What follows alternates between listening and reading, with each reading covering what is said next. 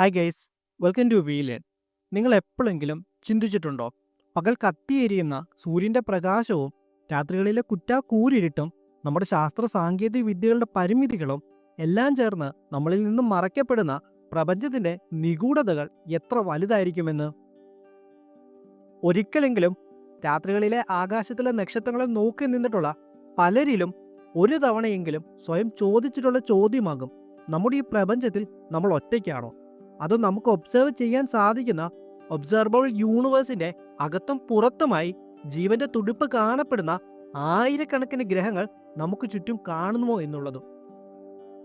ഈ ഒരു ചോദ്യത്തിനുള്ള ഉത്തരം നമ്മൾ തേടുവാൻ തുടങ്ങിയിട്ട് പതിറ്റാണ്ടുകളായെങ്കിലും ചൊവ്വയിലും ടൈറ്റനിലും യൂറോപ്പിലും വീനസിലുമെല്ലാം നമ്മൾ തിരച്ചിലുകൾ നടത്തിയെങ്കിലും നമുക്കൊന്നും തന്നെ കണ്ടെത്തുവാനായി സാധിച്ചിരുന്നില്ല. പക്ഷേ എന്നാൽ നമ്മുടെ പ്രപഞ്ചത്തിൽ, നമ്മുടെ ഭൂമിയിലുള്ള ഓരോ മണൽത്തരിയേക്കാളും നക്ഷത്രങ്ങളോ അവയെ ഓരോന്നിനെയും ചുറ്റുന്ന അനേകം പ്ലാനറ്റുകളും ഉള്ളപ്പോൾ ഒരിക്കലും ജീവൻ എന്നുള്ളത് ഭൂമിയിൽ മാത്രം അവകാശപ്പെടുവാൻ സാധിക്കുന്ന ഒന്നാണ് എന്ന് നമുക്ക് പറയുവാനും സാധിക്കുകയില്ല. മാത്രവുമല്ല, ജീവൻ നിലനിൽക്കാൻ ഭൂമിയെക്കാളും അനുയോജ്യമായ സാഹചര്യങ്ങളുള്ള 4 എക്സോ പ്ലാനറ്റുകൾ നമ്മൾ കണ്ടെത്തുകയും ചെയ്തിട്ടുണ്ട്. ഈ ഗ്രഹങ്ങളൊന്നും തന്നെ നമ്മുടെ ചൊവ്വയെ പോലെ വരണ്ടുണങ്ങിയതല്ല. ജീവൻ നിലനിൽക്കാൻ ഭൂമിയിനേക്കാളും സാധ്യതയുള്ള 4 സൂപ്പർ ഹാബിറ്റബിൾ ആയിട്ടുള്ള ഗ്രഹങ്ങളാണിവ. അതിലൊന്നാമത്തെ ഗ്രഹമാണ് കെപ്ലർ മിഷന്റെ ഭാഗമായി നാസ കണ്ടെത്തിയ 3000 പ്രകാശ വർഷങ്ങൾക്കപ്പുറം സ്ഥിതി ചെയ്യുന്ന KOI 5715.01 എന്ന പ്ലാനറ്റ്. നമ്മൾ കണ്ടെത്തിയതിൽ വെച്ചിട്ട് തന്നെ ജീവന്റെ തുടിപ്പ് കാണുവാൻ ഏറ്റവും അനുയോജ്യമായ ഗ്രഹങ്ങളിലൊന്നാണിത്.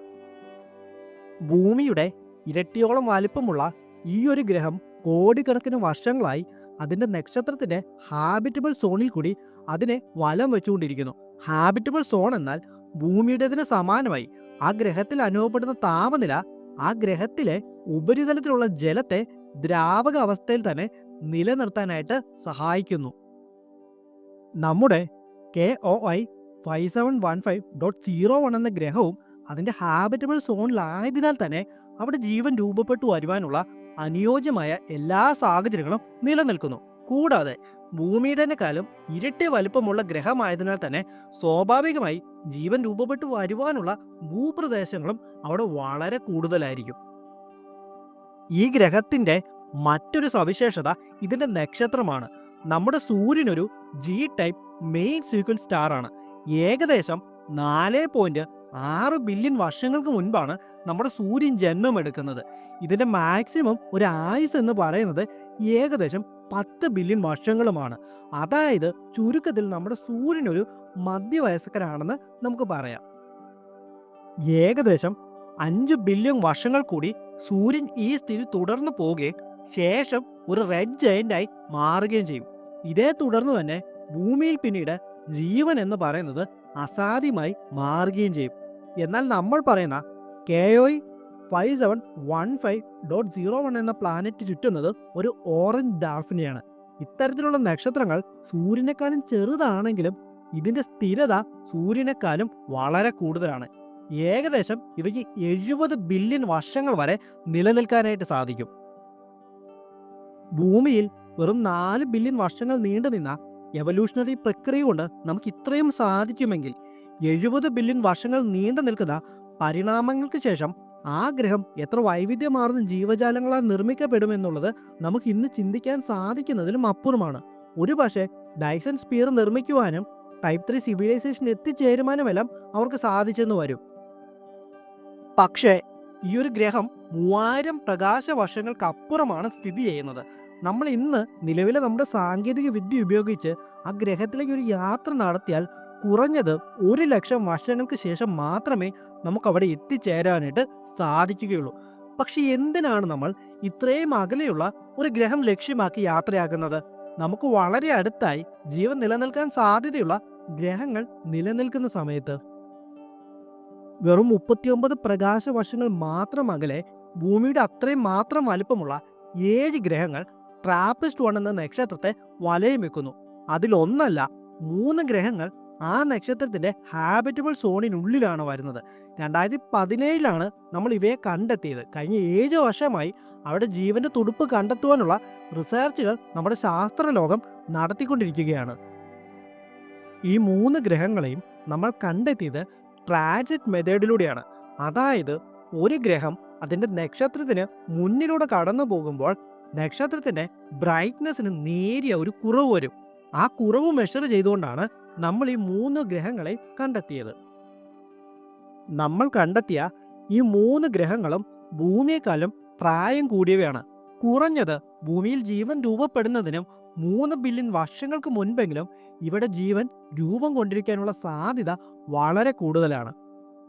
അതിൽ തന്നെ ഏറ്റവും പ്രധാനപ്പെട്ട ഗ്രഹമാണ് ട്രാപ്പിസ്റ്റ് 1 സോളാർ സിസ്റ്റത്തിൽ കാണപ്പെടുന്ന 4ാമത്തെ ഗ്രഹമായ ട്രാപ്പിസ്റ്റ് 1e. നമ്മുടെ ഭൂമിയെക്കാളും താരതമ്യേന ചെറിയ ഗ്രഹമാണെങ്കിലും ദ്രാവകാവസ്ഥയിൽ കാണപ്പെടുന്ന ജലത്തിന്റെ സാന്നിധ്യം ഭൂമിയുടേതിനേക്കാൾ അന്തരീക്ഷത്തിൽ കാണപ്പെടുന്ന തിക്ക് ഓക്സിജൻ ലെയറിന്റെ സാന്നിധ്യവും അവിടെ ജീവൻ നിലനിൽക്കുക എന്നുള്ളത് ഭൂമിയെക്കാളും അനുയോജ്യമാക്കി മാറ്റുകയും ചെയ്യുന്നു. പക്ഷെ എന്നിരുന്നാലും ഈ സിസ്റ്റം നമ്മുടെ ഭൂമിയുടേതിനേക്കാളും വളരെ വ്യത്യസ്തമാണ്. ഈ സിസ്റ്റത്തിലെ ഗ്രഹങ്ങളെല്ലാം ഓർബിറ്റ് ചെയ്യുന്നത് നമ്മുടെ വ്യാഴത്തിന്റെ അത്രയും മാത്രം വലുപ്പമുള്ള ഒരു റെഡ് ഡാർഫ് നക്ഷത്രത്തെയാണ്. അതുകൊണ്ട് തന്നെ ഈ നക്ഷത്രത്തിന്റെ സർഫസ് ടെമ്പറേച്ചർ എന്ന് പറയുന്നത് സൂര്യനെക്കാളും വളരെ കുറവാണ്. മാത്രമല്ല ഇതിൽ ഓർബിറ്റ് ചെയ്യുന്ന ഗ്രഹങ്ങളുടെ എല്ലാം ഓർബിറ്റ് വളരെ കുഞ്ഞതുമാണ്. നമ്മുടെ സോളാർ സിസ്റ്റത്തിലെ മെർക്കുറി ഓർബിറ്റ് ചെയ്യുന്നതിനേക്കാളും ചെറിയ ഓർബിറ്റിൽ കൂടിയാണ് ഈ 7 ഗ്രഹങ്ങളും ട്രാപ്പിസ്റ്റ് 1നെ വലം വെച്ചുകൊണ്ടിരിക്കുന്നത്. അതുകൊണ്ട് തന്നെ ഈ ഗ്രഹങ്ങളെല്ലാം തന്നെ ടൈഡലി ലോക്ക് ചെയ്ത അവസ്ഥയിലായിരിക്കും കാണപ്പെടുക. ഗ്രഹങ്ങളുടെ ഒരു വശത്ത് സ്ഥിരമായി സൂര്യപ്രകാശം ലഭിച്ച് ചൂട് ലഭിക്കുകയും മറുവശം തണുത്ത മരുഭൂമി പോലെയുമായിരിക്കും കാണപ്പെടുക. പക്ഷെ എന്നിരുന്നാലും ഇവ രണ്ടിൻ്റെയും ബാലൻസ് വരുന്ന ഭൂഖണ്ഡങ്ങൾ ഇവിടെ കാണപ്പെടുവാനുള്ള സാധ്യത വളരെ കൂടുതലാണ്. അതുകൊണ്ട് തന്നെ അവിടെ ജീവൻ രൂപപ്പെട്ടു വരികയും ചെയ്യും. ഇനി ട്രാപ്പിസ്റ്റ് സോളാർ സിസ്റ്റം മാറി നമുക്ക് 1402 പ്രകാശ വർഷങ്ങൾക്ക് അപ്പുറമുള്ള കെപ്ലർ 452bയിലേക്ക് പോകാം. നമ്മുടെ ഭൂമിയുടേതിന് വളരെ സമാനമായ ഗ്രഹമാണിത്. അതിനാൽ തന്നെ ഇതിനെ വിളിക്കുന്നത് എർത്ത് 2.0 എന്ന പേരിലാണ്. അങ്ങനെ പറയുമ്പോൾ കൂടെ ഒരു പരിധി വരെ നമ്മളെ ഭയപ്പെടുത്തുന്ന ഒരു ഗ്രഹം കൂടിയാണിത്. ഏകദേശം 384 ദിവസം എടുത്തുകൊണ്ടാണ് ഈ ഒരു ഗ്രഹം അതിൻ്റെ നക്ഷത്രത്തെ ഒന്ന് വലയം വെച്ച് വരുന്നത്. കൂടാതെ ആ ഗ്രഹത്തിലെ ഓരോ മാസവും കൃത്യം 32 ദിവസവുമാണ്. ഭൂമിയുടേതിനേക്കാൾ 50% അധികം വലുപ്പമുള്ള ഈ ഗ്രഹത്തിന് നമുക്ക് ഭൂമിയിൽ ലഭ്യമായതിനും കൂടുതൽ അളവിൽ ജലത്തിന്റെ സാന്നിധ്യവും കാണപ്പെടുന്നു. ഭൂമിയിനേക്കാൾ വെറും 50% മാത്രമാണ് ഇതിന്റെ വലുപ്പമെങ്കിലും ഇതിന്റെ ഭാരം എന്ന് പറയുന്നത് ഭൂമിയുടെ 5 മടങ്ങാണ്. അതുകൊണ്ട് തന്നെ ആ ഒരു ഗ്രഹത്തിൽ അനുഭവപ്പെടുന്ന ഗ്രാവിറ്റേഷൻ വ്യത്യാസമുണ്ടായിരിക്കും. ഭൂമിയിൽ ഒരാളുടെ ഭാരം എന്ന് പറയുന്നത് 40 കിലോയാണെങ്കിൽ ആ ഗ്രഹത്തിൽ അത് അനുഭവപ്പെടുക 80 കിലോഗ്രാം എന്ന രീതിയിലായിരിക്കും. അതായത് ഇരട്ടിയായിട്ടായിരിക്കും അവിടെ നമ്മുടെ ഭാരം അനുഭവപ്പെടുക. മാത്രമല്ല കെപ്ലർ 452 സോളാർ സിസ്റ്റത്തിൽ കാണപ്പെടുന്ന ഒരേ ഒരു ഗ്രഹവും ഇത് മാത്രമാണ്. പക്ഷെ ഇതിൻ്റെ നക്ഷത്രം സൂര്യനെക്കാളും വളരെ പ്രായം ചെന്നതാണ്. മാത്രവുമല്ല ഇത് എമിറ്റ് ചെയ്യുന്ന റേഡിയേഷൻസ് വളരെ കൂടുതലായിരിക്കും.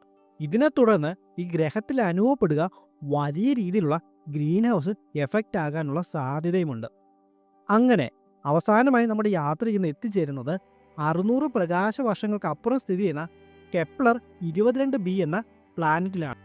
ഇൻഡർസ്റ്റെല്ലർ മൂവിയിൽ നമ്മൾ കാണുന്ന മില്ലർ പ്ലാനറ്റിന് സമാനമായി കിലോമീറ്റർ ആഴമുള്ള വിപുലമായ സമുദ്രമുള്ള ഈ ഒരു ഗ്രഹത്തിലും ആ സമുദ്രത്തിൻ്റെ ആഴങ്ങളിൽ എവിടെയെങ്കിലും ജീവൻ രൂപപ്പെടുവാനുള്ള സാധ്യത വളരെ കൂടുതലാണ്. ഇതുകൂടാതെ തന്നെ നമ്മൾ കണ്ടെത്തുവാൻ സാധിക്കാത്ത, നമുക്ക് തിരിച്ചറിയാൻ സാധിക്കാത്ത ജീവൻ നിലനിൽക്കുന്ന ആയിരക്കണക്കിന് ഗ്രഹങ്ങൾ മറ്റും കാണുവാനുള്ള സാധ്യത വളരെ കൂടുതലാണ്. ഒരിക്കലും നമുക്ക് പറയുവാനായിട്ട് സാധിക്കുകയില്ല നമ്മുടെ ഈ പ്രപഞ്ചത്തിൽ, നമ്മുടെ ഈ കൊച്ചു ഭൂമിയിൽ മാത്രമാണ് ജീവൻ നിലനിൽക്കുന്നതെന്ന്. അനേകം കോടിക്കണക്കിന് ഗ്രഹങ്ങളിൽ ഒരുപക്ഷെ ജീവൻ നിലനിൽക്കുന്നുണ്ട്. നമുക്കൊരു പക്ഷെ കണ്ടെത്തുവാനായിട്ട് സാധിക്കുകയില്ല, അല്ലെങ്കിൽ നമുക്ക് കണ്ടെത്തുവാനായിട്ട് സാധിച്ചില്ല എന്നതിനർത്ഥം അവിടെ ജീവനില്ല എന്നുള്ളത് ആയി മാറുന്നുമില്ല. ഓക്കെ, അപ്പം ഞാൻ നമ്മുടെ വീഡിയോ അവസാനിപ്പിക്കുന്നതിന് മുമ്പ്, നമ്മുടെ വളരെ ചെറിയൊരു ചാനലാണ്, നിങ്ങളുടെയൊക്കെ സപ്പോർട്ട് ഉണ്ടെങ്കിൽ മാത്രമേ നമുക്ക് മുന്നോട്ട് പോകാനായിട്ട് സാധിക്കുകയുള്ളൂ. ആരെങ്കിലും ചാനൽ സബ്സ്ക്രൈബ് ചെയ്തിട്ടില്ലെങ്കിൽ സബ്സ്ക്രൈബ് ചെയ്ത് ഹെൽപ്പ് ചെയ്യുക. വീഡിയോയിൽ എന്തെങ്കിലുമൊക്കെ പോരായ്മകൾ വരുന്നുണ്ടെങ്കിൽ ഡെഫിനറ്റ്ലി അത് കമൻറ്റ് ചെയ്ത് എൻ്റെ അടുത്ത് അറിയിക്കുക. അതിനകത്ത് യാതൊരു മടിയും നിങ്ങൾ കാണിക്കാതിരിക്കുക. ഓക്കെ, യാതൊരു ഹെസിറ്റേഷനൊന്നും ഇല്ലാതെ തന്നെ എന്തെങ്കിലുമൊക്കെ പോരായ്മകളുണ്ടെങ്കിൽ അത് നിങ്ങൾ എൻ്റെ അടുത്ത് ഡെഫിനറ്റ്ലി അറിയിക്കുക. ഓക്കെ, അപ്പോൾ ഞാൻ വീഡിയോ കൺക്ലൂഡ് ചെയ്യുന്നതിന് മുമ്പ് എല്ലാവരും ഹാപ്പി ആയിട്ടിരിക്കുക. നമുക്ക് അടുത്തൊരു വീഡിയോയിലൂടെ കാണാം. Okay, thank you, bye bye.